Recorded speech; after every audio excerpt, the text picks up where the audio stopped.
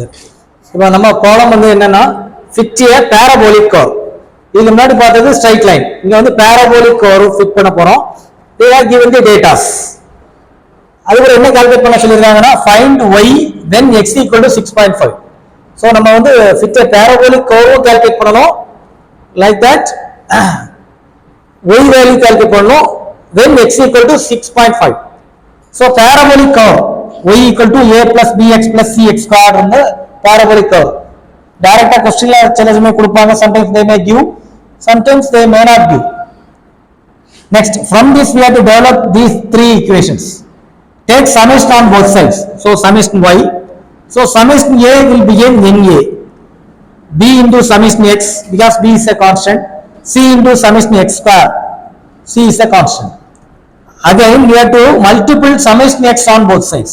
so summation x y equal to, so automatically n வந்து என்னவோ cancel ஆயிரும் because summation x உள்ள include ஆகணும்னால.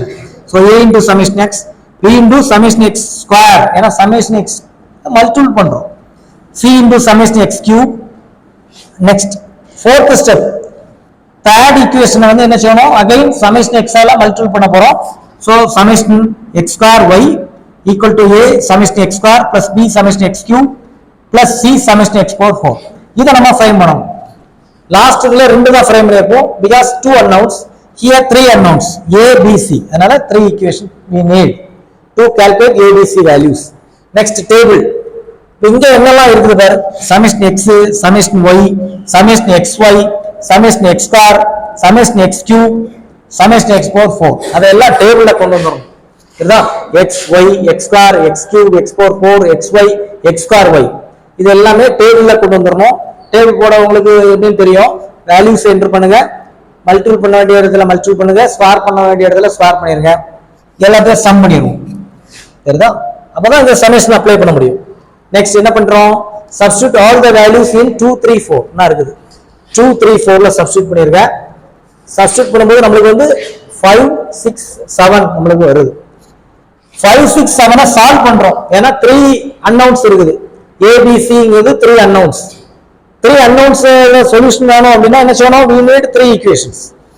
5 6 7 3 equations. by using calculator we can solve. நம்ம teach பண்ணிருக்கோம் எப்படி unknowns solve பண்ணலாம் அப்படின்னு டீச் பண்ணிருக்கோம். ஸ்டாட்டிக்ஸ் அந்த டாபிக்ல அது வருது. சரிதா? நம்ம அதை டீல் பண்ணிருக்கோம். அது நம்ம வீடியோவும் அதுல இருக்குது, பார்த்துடுங்க. நெக்ஸ்ட் என்ன பண்ண போறோம் அப்படின்னா, சால்வ் பண்ண பிறகு நமக்கு இந்த வேல்யூஸ் வருது. கால்குலேட்டர் யூஸ் பண்ணி தான் சால்வ் பண்றோம், இந்த வேல்யூஸ் வருது. after got ABC value, substitute in 1. 1 தான் நமக்கு மெயின் parabolic equation, அதுல சப்ஸ்டிட்யூட் பண்றேன். சப்ஸ்டிட்யூட் பண்ணா நமக்கு இந்த y equal to இந்த மாதிரி வருது. சோ இதுதான் நமக்கு क्वेश्चनல கால்குலேட் பண்ண சொல்லிருக்காங்க, parabolic curve, fit a parabolic curve. Next என்ன பண்றோம் அப்படின்னா, x equal to, when x equal to 0.6.5 corresponding y value calculate பண்ணனும். சோ x ஓட வேல்யூ எடுத்து நம்ம என்ன செய்றோம், இந்த parabolic curveல சப்ஸ்டிட்யூட் பண்ணிரோம். சப்ஸ்டிட்யூட் பண்ணியாச்சா நமக்கு வந்து y ஓட வேல்யூ வந்துரும். so 10.69. so when x equal to 6.5 corresponding y value will be 10.69. அப்ப ரெண்டு क्वेश्चन, ஃபர்ஸ்ட் வந்து parabolic curve ஃபிட் பண்ணிருக்கோம். Next when x equal to 6.5 corresponding y value calculate பண்ணிருக்கோம். சரிதா? ஓகே, எல்லாம் சால்வ் பண்ணுங்க.